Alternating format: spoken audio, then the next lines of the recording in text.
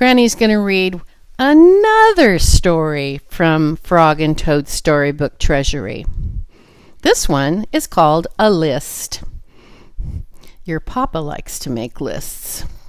One morning, Toad sat in bed. "I have many things to do," he said. "I will write them all down on a list so that I can remember them." Toad wrote on a piece of paper, "A list of things to do today." Then he wrote, "Wake up." "I have done that," said Toad, and he crossed it out. Then Toad wrote other things on the paper. He wrote, look at all that stuff. It says, eat breakfast, get dressed, go to Frog's house, take walk with Frog, eat lunch, take a nap, play games with Frog, eat supper, go to sleep. "There," said Toad. "Now my day is all written down." He got out of bed and had something to eat. Then Toad crossed out, eat breakfast. Toad took his clothes out of the closet and put them on. Then he crossed out, get dressed. Toad put the list in his pocket. He opened the door and walked out into the morning. Soon Toad was at Frog's front door. He took the list from his pocket and crossed out, go to Frog's house.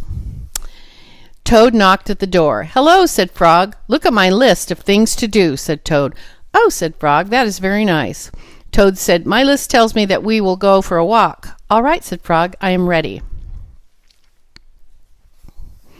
Frog and Toad went on a long walk. Then Toad took the list from his pocket again. He crossed out, take walk with Frog. Just then there was a strong wind. It blew the list out of Toad's hand. The list blew high up into the air. "Help!" cried Toad. "My list is blowing away. What will I do without my list?" That's what your papa says a lot. "Hurry," said Frog. "We will run and catch it." "No," shouted Toad. "I cannot do that." "Why not?" asked Frog. "Because," wailed Toad, "running after my list is not one of the things that I wrote on my list of things to do." Frog ran after the list. He ran over hills and swamps, but the list blew on, and at last Frog came back to Toad. "I am sorry," gasped Frog, "but I could not catch your list." "Blah," said Toad. "I cannot remember any of the things that were on my list of things to do. I will just have to sit here and do nothing," said Toad.